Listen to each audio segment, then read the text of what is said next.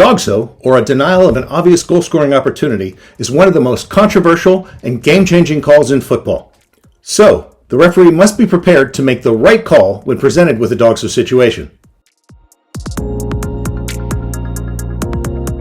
Now, before we get started, it's important to understand that there's a big difference between a foul that is considered to be stopping a promising attack. This results in a yellow card for the player committing the foul, and a foul that is considered to be a denial of an obvious goal-scoring opportunity, which results in a red card.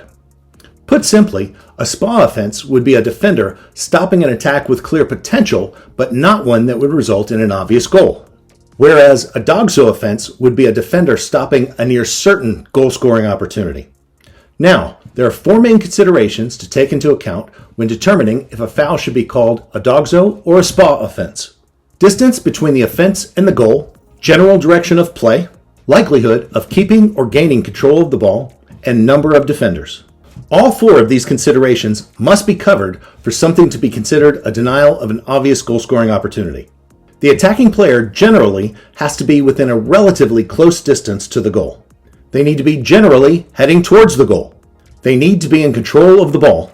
And there needs to be few, if any, defenders between them and the goal. Taking these considerations into account should cover everything 99% of the time. However, these considerations are nuanced.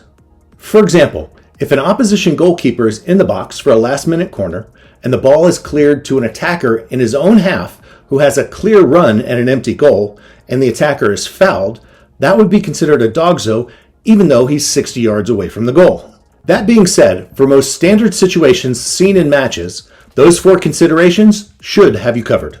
But we're not done yet, as there are a few rare DOGSO situations that you need to be aware of. A red card is shown to the player committing a DOGSO offense in all but this one case.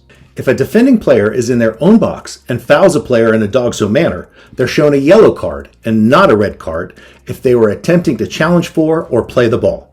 But if they were doing anything else, pulling, pushing, holding, they're shown a red card just like any other DOGSO situation. The second and final rare DOGSO situation that you need to be aware of involves a player that is not even on the pitch. If a player not currently in the game, this could be a sub, a sent-off player, or anyone else, enters the field of play without the referee's permission and interferes with play by denying an obvious goal-scoring opportunity, this must be considered a DOGSO and that player has to be sent off. So, to recap, it's very important to understand the difference between a SPA and a DOGSO offense, as one results in a yellow card and the other results in a red. Note the four DOGSO considerations: distance between the offense and the goal, general direction of play, likelihood of keeping or gaining control of the ball, and location and number of defenders. And remember that a DOGSO offense is always a red card, except when a defending player commits a DOGSO in their own box while attempting to play the ball.